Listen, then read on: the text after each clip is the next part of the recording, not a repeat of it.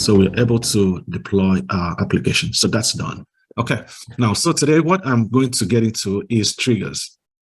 To make this automation, because all this while what we're doing is we go in here, we get into our project. We have a project and we click build now. This is a manual process, right? You're not going to be doing manual process. You're doing automation. That's why they hire you, so that you can automate the process, so that at night you can be at home and you've already configured your pipeline and you can run at night, every 2 weeks, however you want to plan it. So that's what I'm going to show you today. How do you create a trigger, right? So that you can trigger a bill anytime. So that's what we're going to learn today. So let's get back to our PowerPoint. I hope I'll be able to get the right slides. We saw it early on. So I go back and forth on this slide. So what I'm going to do, I'll rearrange it before I send it out again, so you can have it streamlined. So this is a trigger. Yeah, this is what I need to do. Okay. So configure build trigger in Jenkins allows you to automatically start a build job based on various events or conditions. So Jenkins provides multiple options on how to do this, right? And this is the process on how to do it, right? So the ones I want to show you is, these are some of the triggers that we have. We have build periodically. So this trigger allows you to schedule build at a specific time, right? Time interval, or using a cron syntax. In this case, for example, you can set the build to run every day at 2 a.m. or every Monday and Friday and at 8 p.m., right? So you can do that. That trigger is called build periodically. There's another one called pull SCM, right? With this trigger, Jenkins periodically checks the source code repository for changes. If changes are detected, it will trigger a build.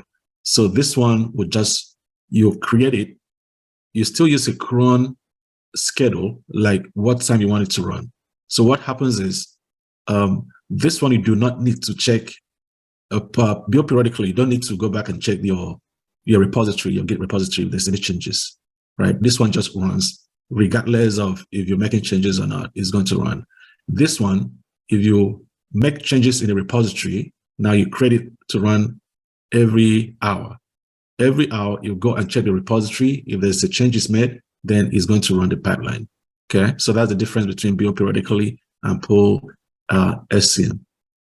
Then you have another one that builds, you can trigger a build.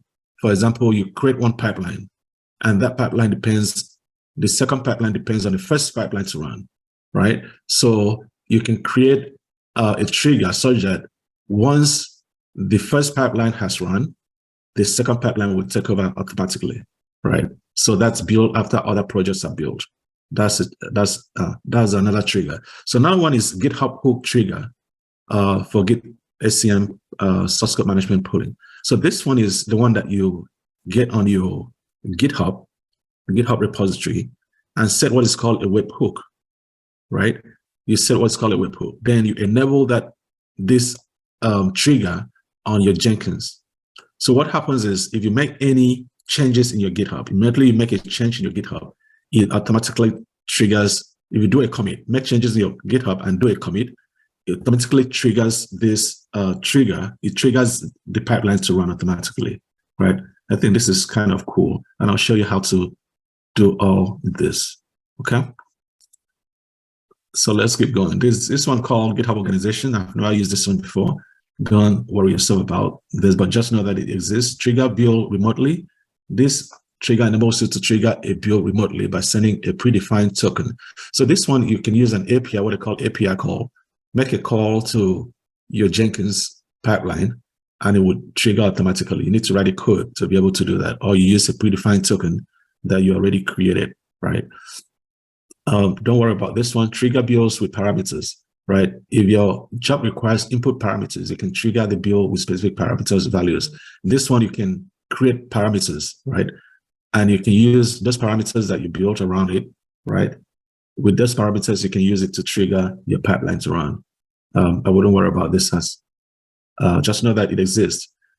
So this exists. If you're building, you can also build your pipeline using parameters. There's that option that you can build your pipeline using parameters. And with the parameters, you can trigger your build as well. So don't worry about this one. We're not teaching this one, how to build with parameters. Pipeline specific triggers. If you're using Jenkins pipeline or multi-branch pipeline, you can define build triggers directly within the pipeline. If you have multiple pipelines running, right, you can define your pipeline as well. You can use this one, like build after other projects are built. You can configure it. You can use Pull SCM and combine it with this build after others are built, right? You can do that, make changes. You can combine them if you're doing multiple pipelines. So those are some of the pipelines triggers that I wanted to share with you. And I want us to actually go in and get our hands dirty a little bit and demonstrate this trigger. The first one is build periodically. We'll do build periodically, then we'll get into Pull SCM. So I have it all laid down here for you. So you can follow. If you don't really follow, you can have a step-by-step process here that you can use to do this. And I have webhook here, how to do a webhook trigger, how to get into your GitHub and set up the webhook. Then you come back to your Jenkins and enable the trigger. So I have a step-by-step process here, how you can follow and get it done. So let's start with build periodically. Let me show you how to do this one, build periodically. Okay, so this build periodically, before we continue, it's a cron syntax, right? Cron syntax is an automation syntax that you can create. You can say, okay, I need my build to be done every minute, right? Every minute. So every minute you have, in that case, you have like 5 stars, right? You can also have it run every hour. So every hour, your automation can run every hour. Then you can make it run day of the month. So every day, a particular day, right, it runs. So every day or every month, right, you can set a month, right? And you can also day of the week, a particular day of the week, Sunday, Monday through Sunday. You can also set that as well, right? And if you do ... 5, this is every minute, right? So if you do H ... this every hour, and so on and so forth, right? So I think this is an example right here. H ... will run every hour. HH ... run every day at a specified minute and hour, right? Then HH, then you can specify 0 to 12, whatever they put a value in here, ... runs every day at a specified minute and hour, which is 12-hour format, right? So this is the format. This is how you write your cron job, okay? It's very simple. So let's get back to Jenkins. And we get back to Jenkins, I will show you how that is done. I did not even show my video. Okay, now my video is on. Okay, so let's get into Jenkins and get that done. Where is my Jenkins? Okay, this is Jenkins. Okay, so in Jenkins, what we're looking for is where all these things reside. Usually is on your configure, because you're trying to do configuration of your Jenkins to do automation. So if you ever forget, look for, okay, where's my project? Go back to the dashboard. This is a project that you created, right? We created this project, right? So go back to your project, right? Now you want to configure this project. Now you go to configure, okay?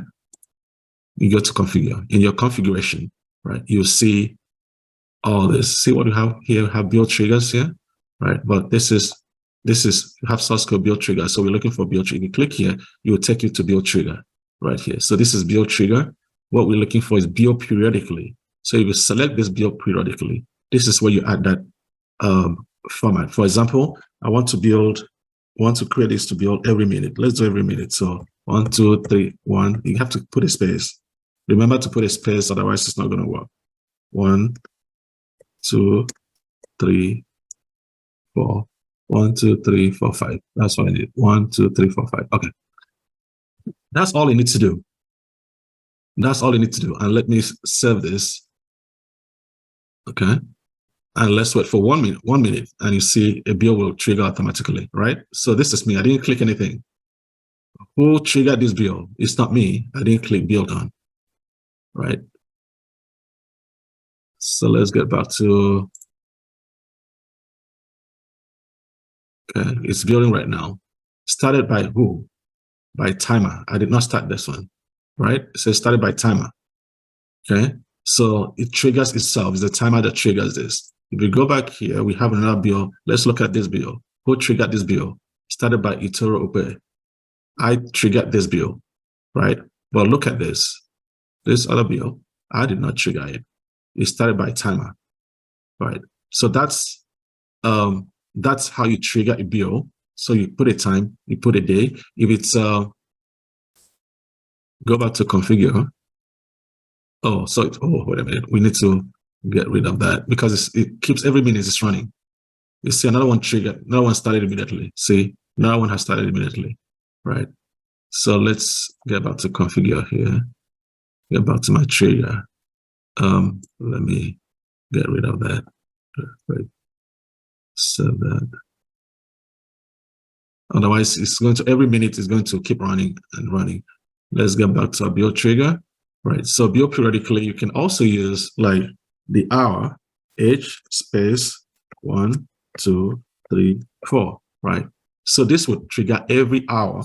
Right. If I save this and just leave it, I go to sleep. Every hour my pipeline will be running. Right. Every hour my pipeline will be running. Right. It's that simple.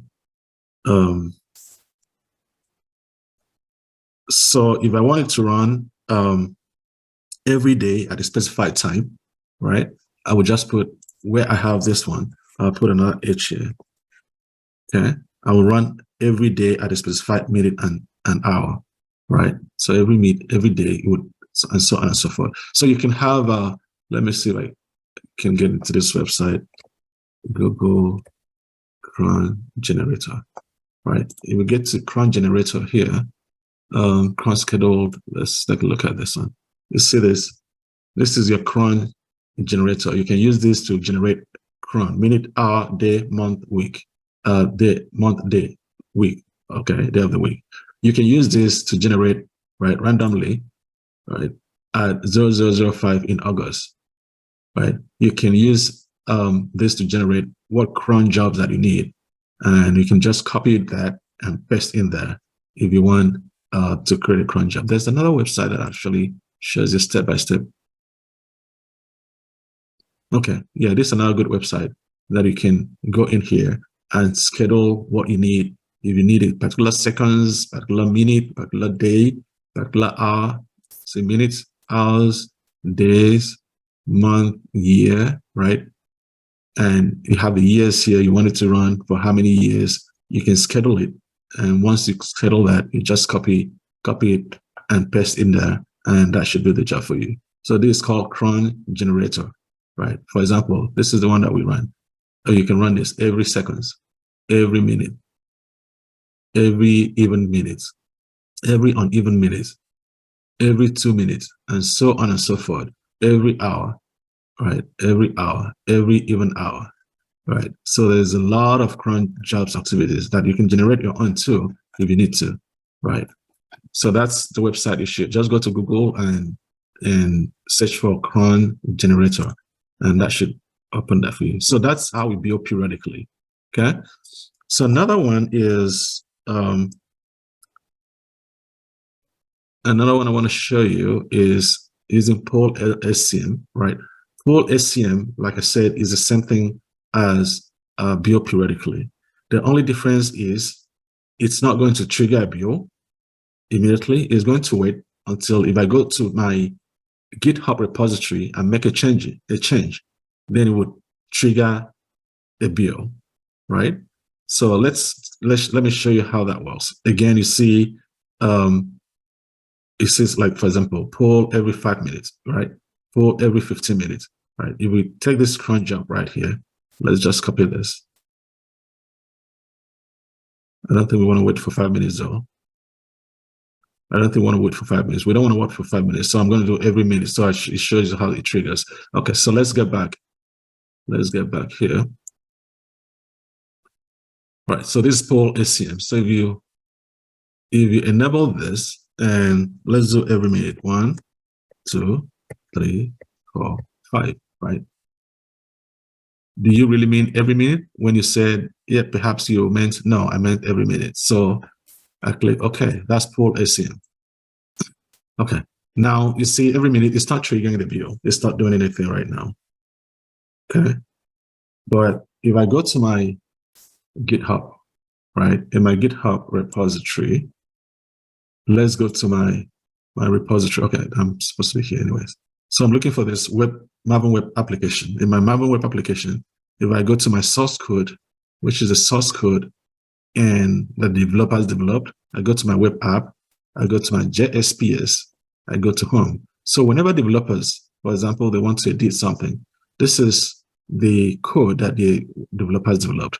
If a developer goes in and says, run this technology, great training center for DevOps with AWS located in Auburn, okay? If I make this change, located in Auburn, Washington, right? And also for job assistance, job support, and shadowing, teaching, right? So make that right now. I commit that change.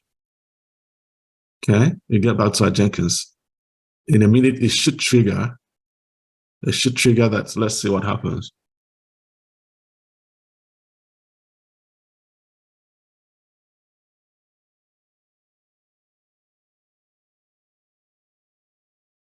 All right, you see, automatically it triggers that build in 1 minute. Okay, I did not trigger this. I did not do this. Make this to happen. It's my poll SCM, right? Who started this? Started by source code management change. I did not change this. It's the source code management that triggers this. Okay, and that's automation, right?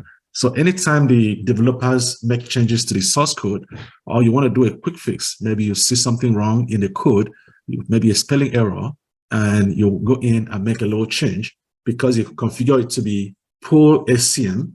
So anything you make as you make changes in the source code is going to create automatic pipeline trigger, and it's going to run your code. And that's automation. That is the power of Jenkins. Okay, let me show you one more trigger.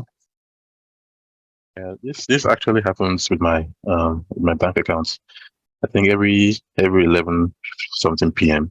whenever I try to check my account, it just I think I've tried that a couple of times.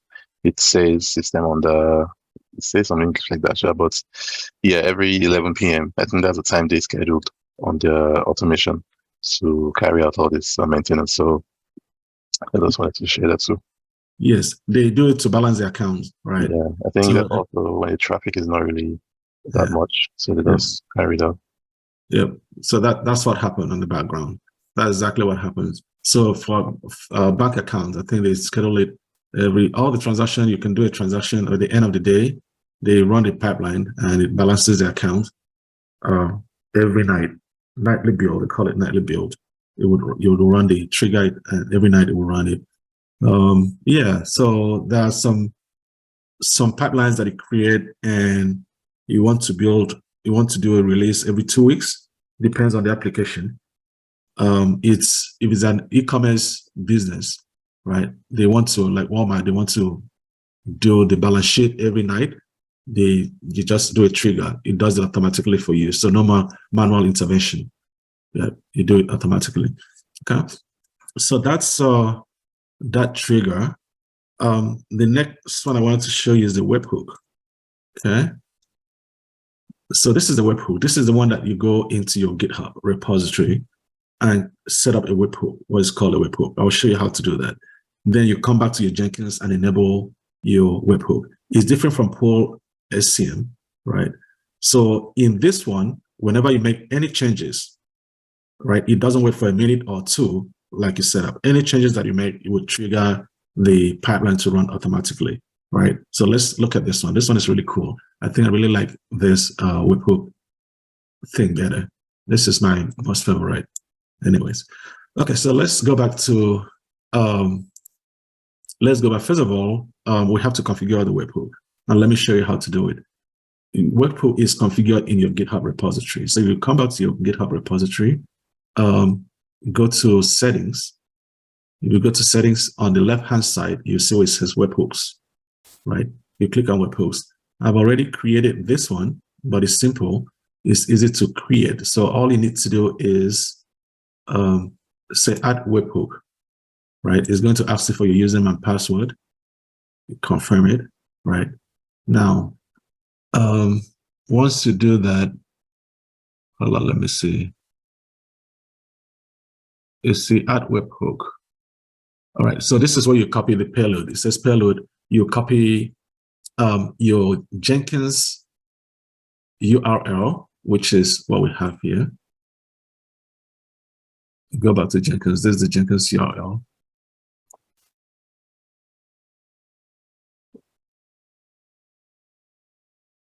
This is a payload. Okay. Content type, changes content type to application adjacent, right? I don't remember, I didn't put a secret in here. Okay, so once you enter your payload and content type, you click add webhook, right? So I already had one in here. No. This is, yeah, there's something else I have to add. Add this, let's edit this. Then you add GitHub webhook. Okay, so in addition to your URL, you also add this extension line, GitHub webhook. Then you hit OK. All right, then it would tell me I already have one already because I already have one, right? Is this the same thing? So I will delete this one. Okay, so I already have it here. So once you click that, it adds that webhook. That's simple, very easy to add a webhook, okay, on your GitHub repository. So once you do that on your GitHub repository, you get back to your Jenkins, right? On your Jenkins, go back to your configuration on your project. You get to your configuration of your project. Now you go to your triggers, which is right here. Okay, so what you want to enable is GitHub hook trigger for Git SCM pulling. So you select this, right? Once you select that, now you can serve. That is served, okay? It doesn't trigger anything. It's just waiting for you to do something. So if I go back to my let's go back to my Maven web app and I go back to my source code, right? In my source code, go to my web app, right? I want to make changes on my home JSP, right? Okay, for example, teaching real-time scenarios. Oh no, we have to do edits here because you want to edit this, right? So teaching, and I want to say, and practical hands-on experience, right? I include that in code. So that's part of the code that I've corrected. Then once I commit this, I'll make a commitment. We can go back to Jenkins and see what happens. Okay.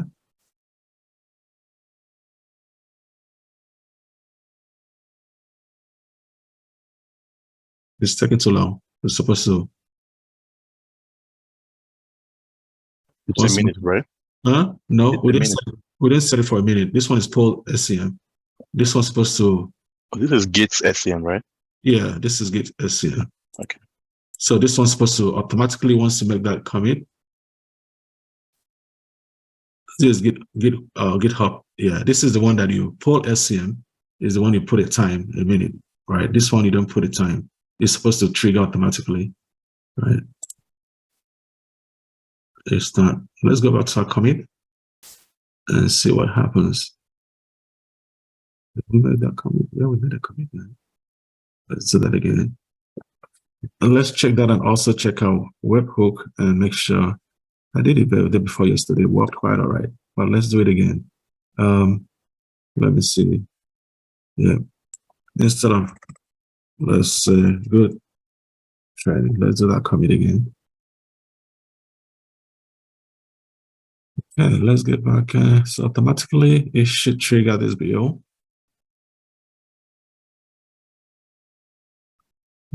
We don't need to refresh it, right? We don't need to refresh it, no, because it's hooked.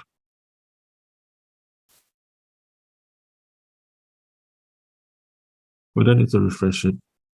It works automatically. You don't need to. Let me see what's wrong. Let's go back and look at configuration again. Right, this is all we need to do on the Jenkins. You just enable this and it's good to go. So it means the problem is probably not here. The problem would be on GitHub. Let's get back to settings. on our web. Okay. Last delivery was not successful, failed to connect to the host. Okay, so this is a problem. Okay, so let me delete this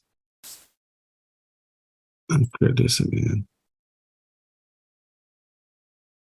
I'm looking for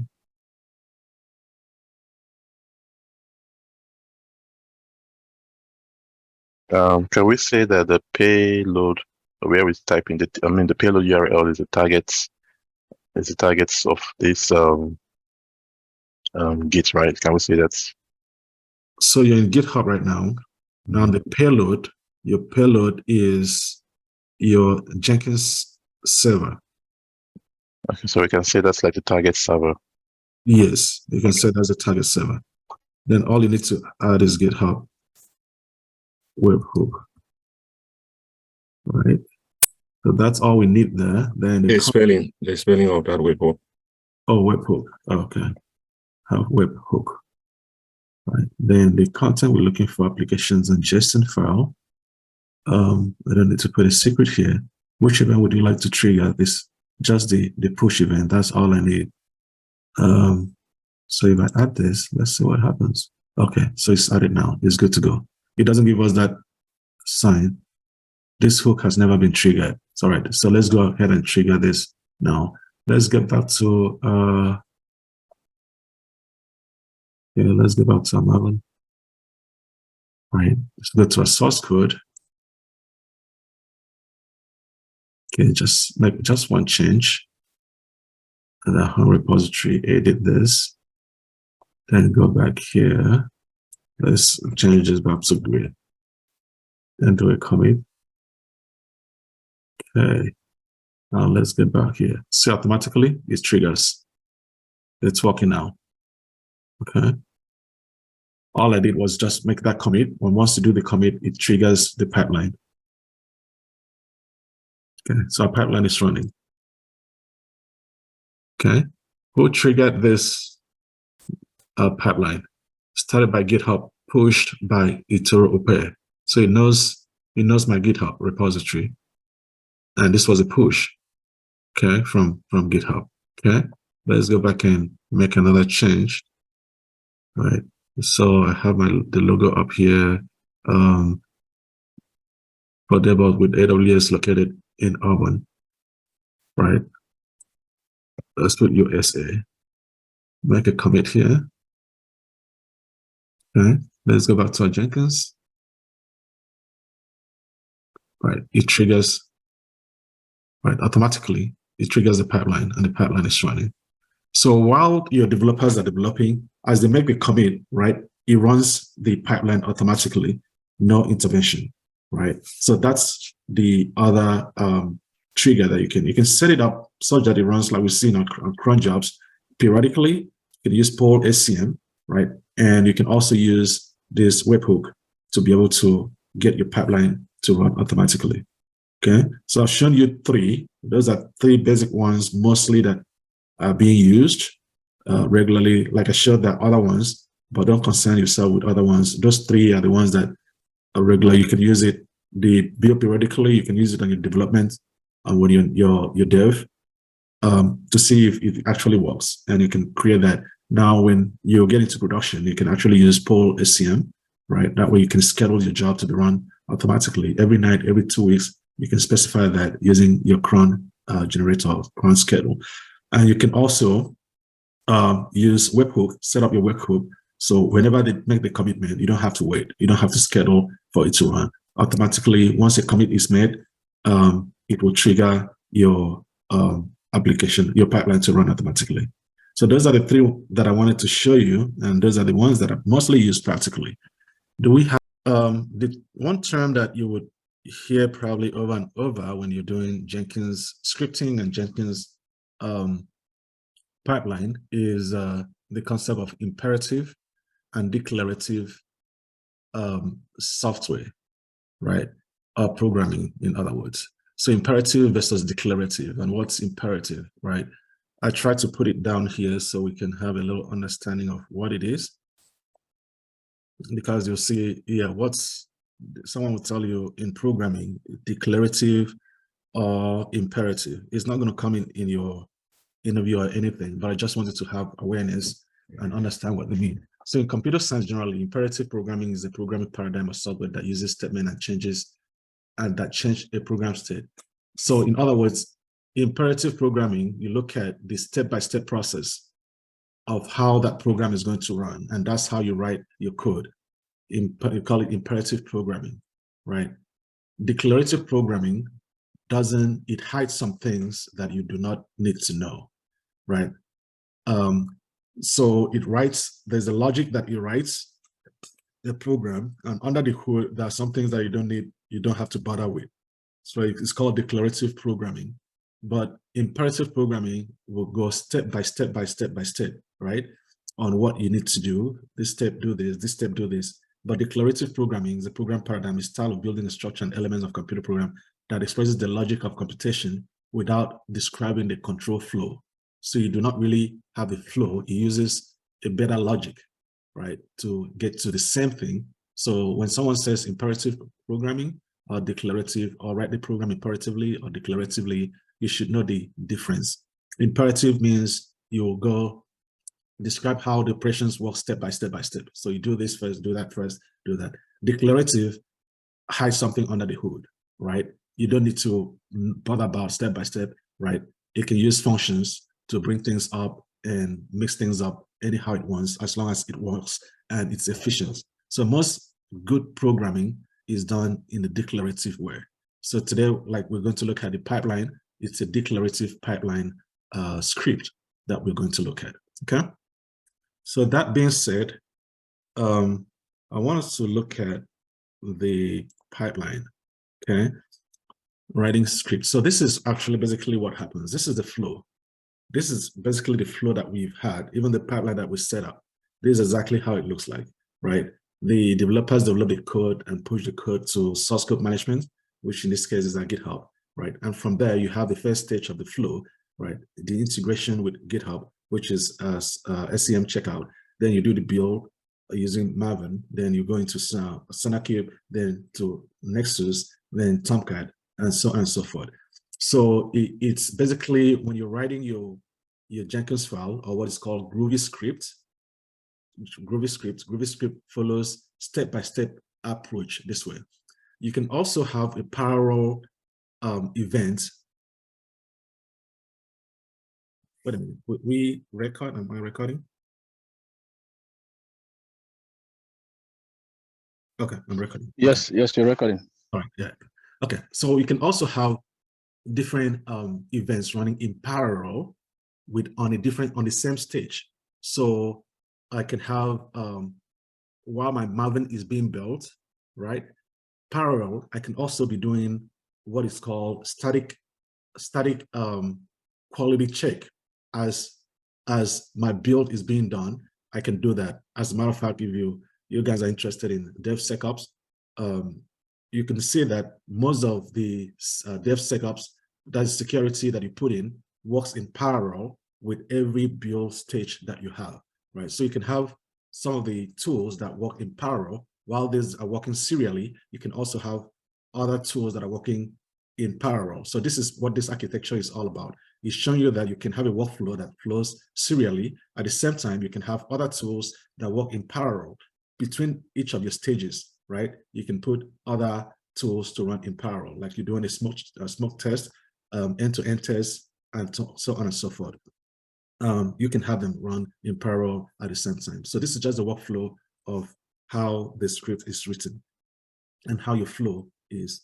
So basically, to do this is a step-by-step process on how to create a pipeline, which we're going to do in a minute, right?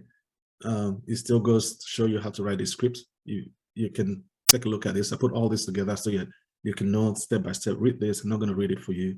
All of you know how to read. So you can look at step-by-step process on how to do it, okay? Then this is actually the script. This is what we're going to run, especially the script that I've written. You can just copy this and paste in there, and it will do the magic for you. So let me describe what this is. This is a scripted pipeline, right? So you have two different kinds of project. This is a scripted pipeline project, right? So in this scripted pipeline project, you always start with a node, right? You open a node, define the agents. Now you build your nodes on stages. You have stage 1, stage 2, stage 3, right? Then you can have a post stage, right? You can have the success stage and the failure stage. If it goes well, what should happen? If it fails, what should happen? This is your post processes, right? You can include this. It depends on how you want your pipeline to look like, right? So this is a practical pipeline that we can run, which I've written, we can run. So this is to start with a node. This is a scripted pipeline. The first thing we did was integration with Git, right? Which is a Git integration, Git clone. Then we build with the Maven. Then we do a quality report. Then we do upload to Nexus. Then we deploy to Tomcat. Now we're doing what is called continuous delivery. Continuous delivery, I'll talk about it in a minute. I think I have it in the slide. You need an approval, someone to look at the project and certify that it's okay, do a kind of a validation that all the functions are working as it's supposed to be. And you put a timer there for your pipeline to pause for 8 hours for the person to do the review. You can specify any hours that you want, but you just want to give them 8 hours to do the review, thorough review. You can give it 2 days or whatever hours that you want to specify. And the person would do the review, validate your pipeline, your application, and make sure it's okay. Once it's okay, right, then you can deploy it to production, right? You can deploy it to production, and you can also create an email alert to alert the people that, yeah, your new release, there's a new release, and someone can go check it out and all that, right? So this is a pipeline. This is actually how you write the script. Well, I'm going to walk you through how to write the script, which is the most important thing. If you look at it this way, it looks intimidating, but once we get through it step by step, you should understand that it's not that intimidating. So let's get into it. So we're going to do a pipeline project, right? And to set it up, if you have your Jenkins running, right, you can, for example, this is, okay, let's do, this is, you're developing a pipeline project. This is a project for, let's say, Walmart, right? So call this Walmart project.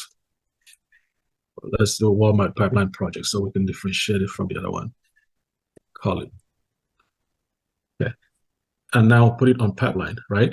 So this is pipeline. So then you click OK. Right. So this will take you to this interface, right? You see this interface is a little bit different from when we're doing freestyle, right? You can put a description here.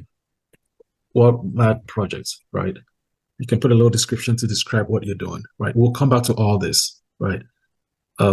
So now you see, if you toggle here, we'll take you to this, and this is where you write your script. Yeah. All right. So your script goes in here, and the question is, how do you write the script? Okay. I'll work with you on how to write the script. We have a syntax, pipeline syntax here that helps you write the script. And let me come here and let me bring this so we can write it from, bring this up. Okay. So let me create a new one here. All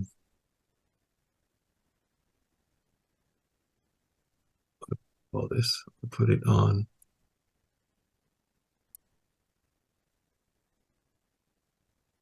Here.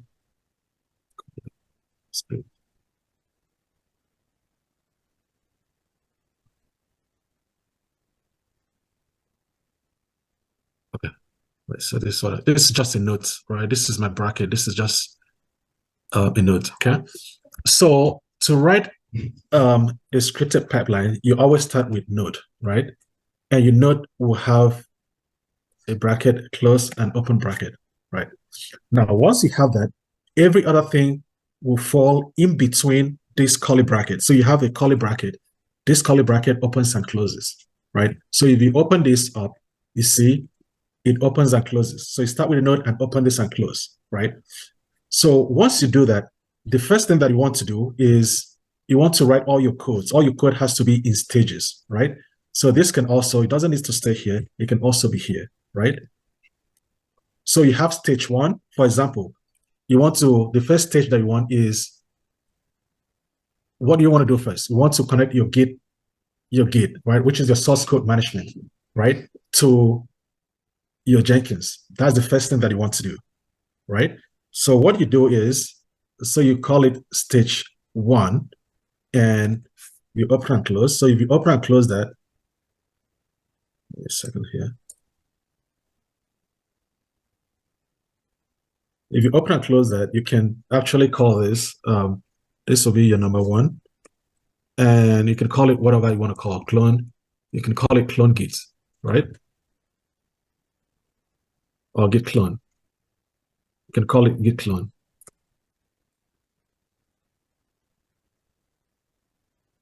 I can type. Right. You can call it git clone. Right. Once you do that, under this git clone, right, you have another curly bracket. So everything that you want to do, how you're going to do this git clone, has to come in between this other bracket. See, it has to come in here, right? You can, right now, I can leave it open. Now you have another stage. So something has to come in here. How are you going to clone this, right? We're going to put that in here. You have another stage here. So you want to call the second stage, call it maybe 2. You want to do what? What do you need to do next? After git clone, what do you do next? You build, right? You want to build the artifact. Oh, this is one. Okay, making this mistake.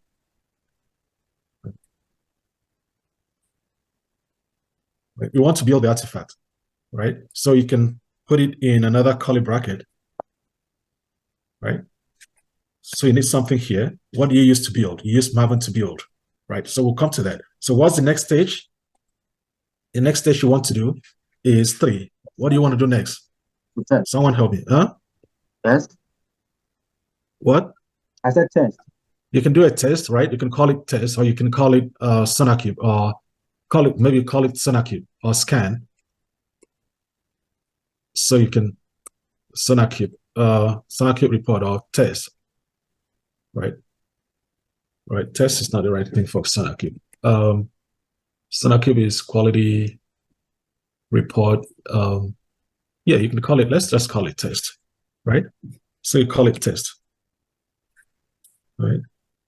Then you open bracket and close. So how are you going to do the SonarQube, right? It's all in there, right? So your next step will be what? Stage will be what? What do you want to do after SonarQube? Right? What tool do you use after SonarQube? What do you want to do? You want to upload your artifact, right? You want to upload your artifact to Nexus, right? So you want to upload your artifact, so you open up a bracket, right? How you're going to do it comes in here, right? Then, so what's the next thing you're going to do? After you upload the artifact, you want to do what? What tool are you going to use next? Last senior engineers, come on. What do you want to do? You want to deploy your artifact, right? You want to deploy it to Tomcat. Yeah. Okay. So you can do deploy. You can deploy, right? First, probably you want to deploy it to what environment? Your stage environment, right? You can deploy it to stage environment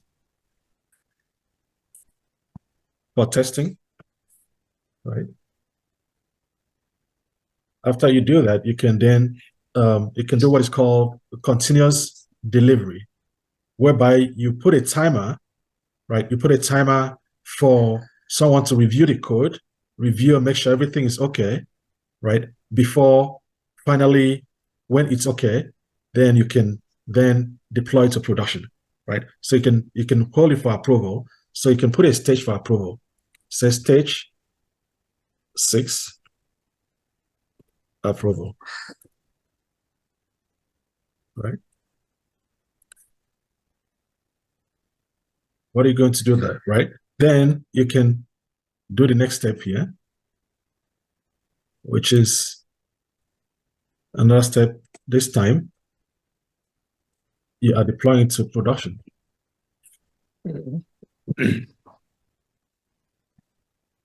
Okay, so these are different steps. This is easy to set up, right? It's just a matter of steps. What step by step what you want to do, right? You can close this. You don't need all this. You can just delete all the space, right? You can These are all the steps, what you're going to do. Now, come in here and put in what exactly how you're going to code this. How do you code this? Each of these one by one, right? Now, we have something here called pipeline syntax. You see, all you need to do is set this up, right? Then you can come to the syntax. This pipeline syntax. If you come to this syntax, so when you get to this pipeline, get to this pipeline syntax. This syntax will help you generate the code, pipeline scripts. So, for example, we want to generate a script to integrate the Git into Jenkins CI/CD pipeline. So you come here, right? See where it says sample steps. You can have a drop down here and look for Git. See, this is Git, right? So you can select Git here, and it gives you. Remember this UI when we're doing manual integration, right? It will bring you here. So you can, when you get here, it says repository. This is your URL repository. So you're looking for your Git repository. So you go to your Git, right? You get to your GitHub. So this is, if you go to your repository, right? This is the application that you're trying to, deploy, Maven web app, okay? So if you open that up, right? All you need is to come to this and copy the URL here. You can copy this URL or you can copy this URL. It doesn't matter, right? So get back to your, get back to, where are we? All right, get back here, right? And this is where you enter the URL, okay? Now, the branch that you are using, remember the branch here is the master branch, right? So the branch you're looking for here should be a master branch. If you are cloning, if your source code is in development, production, or stage, you make sure you have the same here, because otherwise you would not be able to clone it, okay? Now, again, the same thing. This is a public repository. If it's a private repository, you have to create your username and password using these credentials. And I showed you how to do that last time, right? Okay, so because it's a public repository, I don't really need to use the username and password, okay? Once that is done, right, you can use include polling or include changelog. It doesn't matter. So you can generate, just click here and generate your code. So this is, will generate this code for you. It's a simple code. Right. So let me go ahead and mute OPM. So you can copy this code. Your code is written. It's as simple as this. And you come back to your, let me bring this, right. You come back here. This is where you put your code. Okay. So that is completed, right? That's easy, right? This generated pipeline script, write the script for us. This is the script. This is exactly all you need, right? So if you copy this right now, let's go ahead and build it. Then we copy everything and put it in our pipeline. Okay, so that's this first stage. The next stage is the build. When we're trying to build using Maven, because you're using Maven, right? What do you use? What's the command you use to make a build with Maven? Any taker? MVN. MVN what? MVN clean, MVN clean. We clean everything. Okay, and what else? MVN clean will clean. Yeah, and MVN build. No, it's not MVN build. Yeah. What do we use in Maven to make a build? What command? It's MVN package. Okay. MVN package. MVN package. Oh. Okay. All right. So in this case, it's going to be, right, if you're trying to make a build, it's going to be package. Clean package. Clean MVN. and package. Right. But this clean and package, right, is contained in a directory. These are bin files. So they are contained in a directory.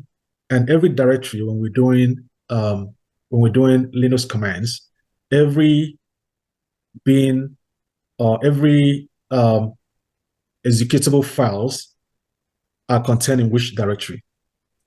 They're always in which directory? I just mentioned the name a minute ago. Which directory are they contained? They are always in the bin directory. So this will be in the bin directory, right? Okay. So they're always in the bin directory. So you have to give a path so that this would go to this directory and we'll be able to find the clean executable files and the package executable file to be able to execute. Okay, so you have to state that. Okay, now apart from that, right, the bin directory is contained in a Maven home, right? It's a Maven home, so you have to define what that Maven home is. Okay, so you give it a kind of a variable, right? Call it a variable and put it in bracket, call it Maven home. So this becomes a variable, Maven home. This becomes a variable. So you can put all this in you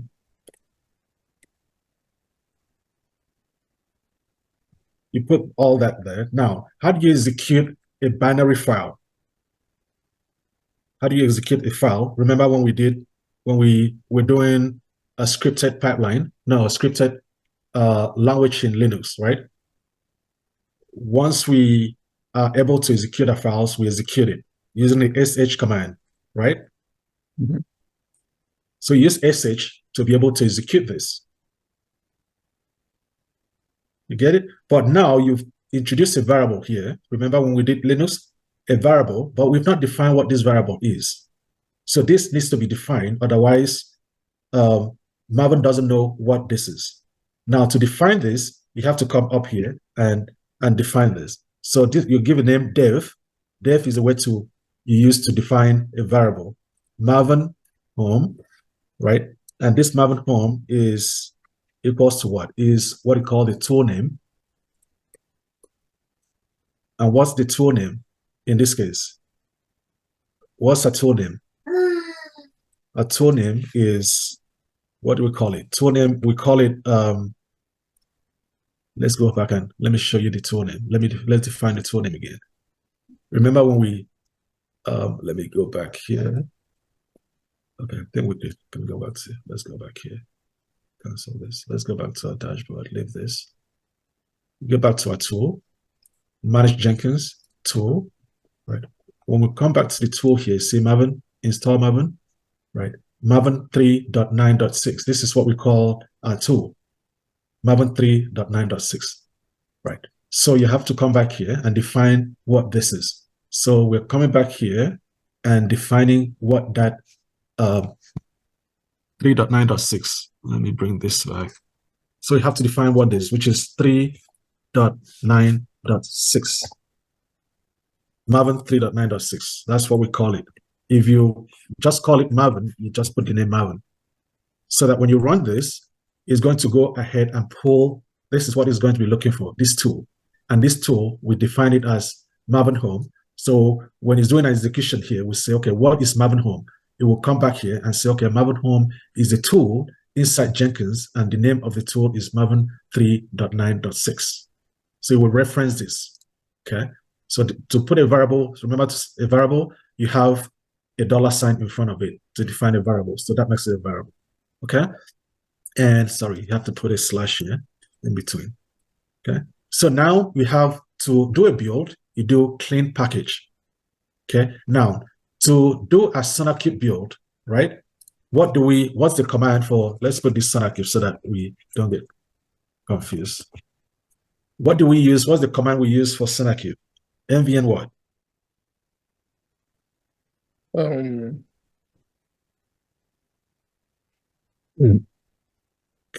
MVN Sonar? Or like to start Sonar? No. Yeah, I thought all of you did this practice last time that we were all in class together. Okay, Because use, sorry? Fed me so. Did they tell you now? I do Canada, you do America. I go the talk, say what you they talk, I know. No, she did tell of women now. What for if women in Natani? David, Oh, when it's not there, are you in a different? Okay, David was entertaining us. Okay, all right. So you use Sonar, MVN Sonar. You have to remember all this because it keeps, yeah, you have to remember it's not MVN Sonar, it's MVN Sonar, right? So it's usually MVN Sonar, right? That's the command. So in this case, right, all you can do, because you already have this, so we have all this defined, is the same command that you use here. The only thing that you change here is instead of clean package, you use sonar. Okay. Now, when you're uploading your artifact to Nexus, right? So let's call this Nexus so you can understand. Let's just use the name Nexus. Like I said, you can call it whatever you want to call, right? Nexus, what's the command? What's the NVM command for Nexus? Go back to toilet.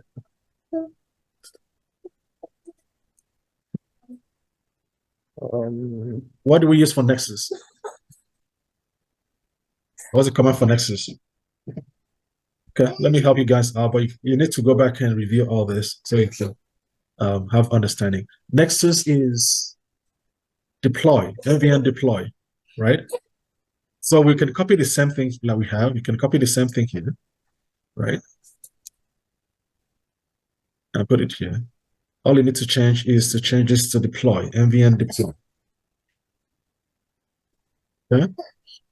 Now, when we're doing the deployment is a little bit different, right? So deployment is different. So deployment, you can go back to your script, and the script helps you out with the deployment. Unfortunately, remember when we're doing deployments? So when we do deployments, we do deploy to container. Remember when we're doing manual deployments, right? We did deploy to container. So usually when you put in the plugin is supposed to show up here, deployed. So that's what I was looking for. For some reason, it doesn't show up here. For some reason. So that's where I was running into some challenges. So what you do is, it blew up on me. You can go back to your dashboard, right? On your dashboard, you go to Jenkins, you go to plugin, right? In your plugin, go to available plugin. If you look at install plugin, I probably have it here already because deploy to container. So this is the plugin, right? So when you have this plugin, right? This is the plugin. Sorry, I didn't mean to create another. This is the plugin. Once you have this plugin, so it's enabled. Now, if you come back to your pipeline, where's my generated? This is no, this is not this one. Where were we working? Okay, I can come back here. Right. You can go back to your dashboard, go back to, this is the pipeline that we're using. Go to configure. On the pipeline, if you go to pipeline syntax here, you should see deploy to container. But for some reason, I don't know why it doesn't show up here. Before class, I was searching for it. Look at it with me. If you see anything that says deploy to container, if you see anything container, all right. Unfortunately, there's no way you can search it. You have to look for it. My eyes may be deceiving me, but let me go slowly. Check it. If you see it, let me know.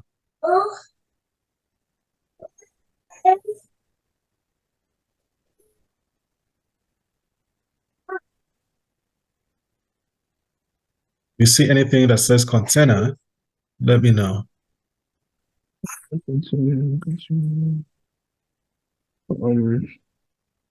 No? It's not there, right? No. Yeah. Okay. Usually it should show up here, and you used it the same way that the scripted pipeline. You do use it to write the syntax, but I could give you what it is. It's usually like this by the time the syntax is complete. Right? Maybe I'll look for it. Maybe there's something that I'm doing that I'm not able to see it. Right? It's usually something like this. Right? It's a long command. So usually what you do is we'll ask you to enter the URL for the Tomcat, the URL for your Tomcat. Where is my Tomcat? This is my Tomcat this is my Tomcat. So you ask you to enter your URL. So you copy the URL and put your URL in there.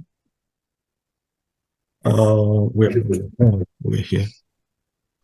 You put your URL. So this is where your URL will go in, right? And it will generate this for you. It will ask you for your credentials, and you put your credentials here as well, right? You put your credentials here, and with that credentials, it would generate this for you, right? So right now, this is not the correct one, right? But it usually is something like this. So it most probably a pipeline is going to fail because it's not the right one. So this is how you typically how you write your code. This is approval, so this doesn't go here. This actually goes here, right? And this is approval. So this approval, typically what you do is you put a timeout here, right? In this case, you can come back to your pipeline. To generate this, you can, let me back out here, go back to my scripted pipeline. I need the script. So I go to configure, I go to the script. This is the pipeline then. So I can go to, so see if you can find timeout in here for me. Or sleep. Is sleep. You want it to sleep a particular time, right? Like how many, say you want it to sleep for how many? 8 hours, right? You want it to sleep for 8 hours, right? So you can generate that code. 8 hours, you can copy this. Copy this, and let's get back to our pipeline here, and you can put it in here. So what this will do, it's going to sleep for 8 hours waiting for approval. So your supervisor or someone else, your colleague, would review your pipeline.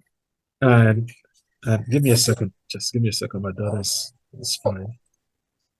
The stage 5 deploy to stage and deploy to production. Is that pretty much like the same thing? So you have the staging.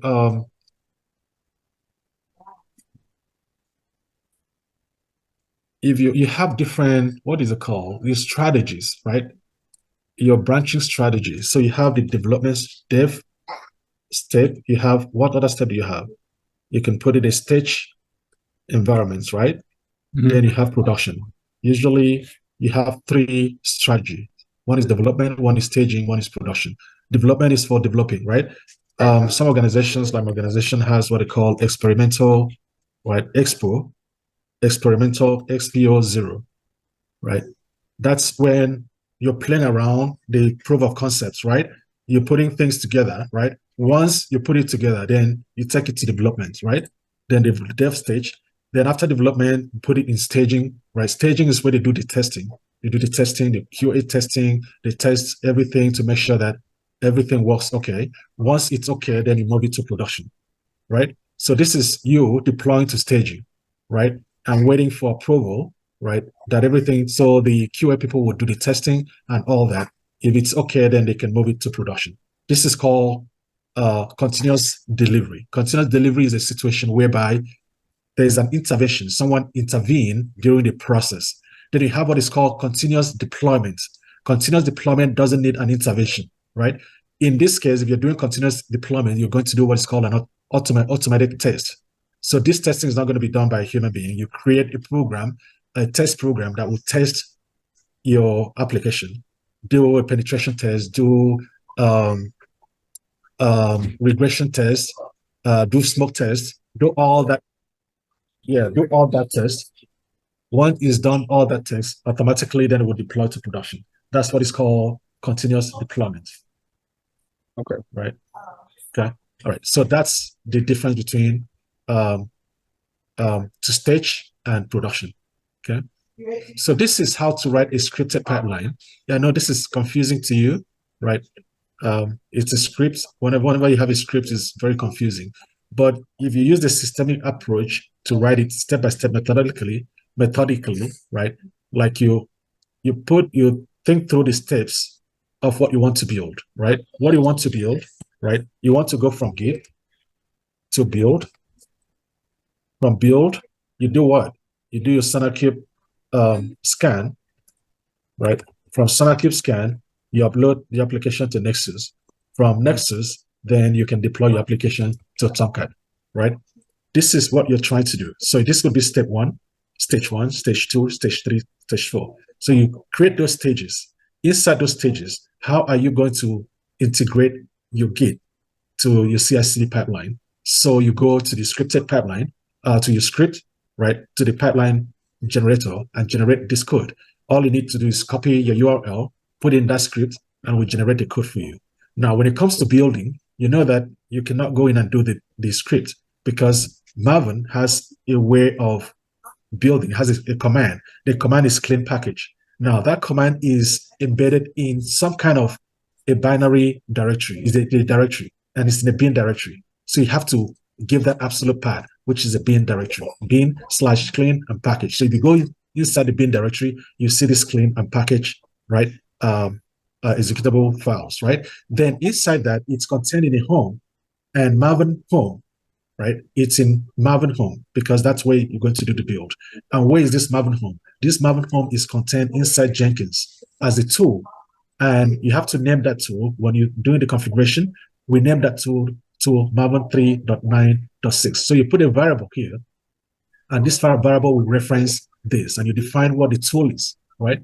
Now, when you want to do a SonarCube one, SonarCube, you use Sonar, right? MVN Sonar is the same thing. So you just copy this. Oh, of course, you're going to do an SH because you want to execute this, right? You do an SH, and you copy this down here. All you need to do here is change it because SonarCube MVN Sonar is what you're going to use here.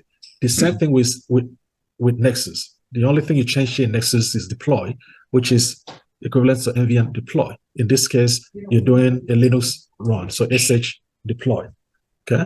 So the only thing next that you do is Tomcat. You can use the scripted, or you can use the generator to generate the script to deploy to Tomcat. Now you have the approval. You can also use the generator to generate this, and the deployment is the same thing. So this is the same as this. The only difference between this and this is deployed to stage, and this is deployed to production, right? Then you can also do an SMPP, right? So you want to, your next stage would be, right? If anything happens, that's your stage 6. If anything happens, you send an email, right?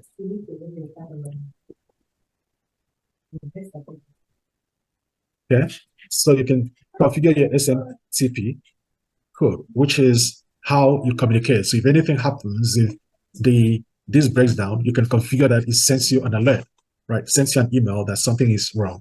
Or if your application has run, right, is deployed, then we'll send you an email. If anything goes wrong, if your pipeline is down, you send your automatic email, and that could be configured in your organization's using your organization's email, right? Or what's called the LDAP system. Okay? All right. So that's the pipeline. So let's go ahead. All this that we're doing, right? We can go to copy it and actually do the actual run. Okay. I had one of them that had. Let me close some of this. I have too many open up. So I have one here. Actually, what did I do? Okay. So all that I did, look at it here. It's right here. Copied all of it and put it here, right? Let me reduce this cat bills. I want this to run maybe 2 days, and I need only 2 bills, right?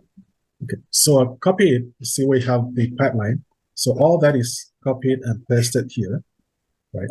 And I can actually run this application. If I save it, then I can run this. So my pipeline is running. You can see the pipeline is running. It shows you from Git clone to Maven build to good quality report, which is a SonarCube, uploading the WAV file to Nexus, then deployment. My deployment script is wrong, so my application is going to fail here, right? Because it doesn't seem to recognize the password, because I could not find that deploy to remember the deploy to WAV? I couldn't find it in the script. So I'm using the old script that I used, so it's failing here. So what I can do is I can go back to until I find it, I will be able to find it. Can go back. Let me comment this out. So the first one to this, it's failing here. So I can comment this out. I can comment this out. I'll fix it later on. I could comment this out, save it again. Right. And if I run this again. See, I asked it to keep only two pipelines. It's doing the quality report now. Then from there, it's going to upload it to Nexus.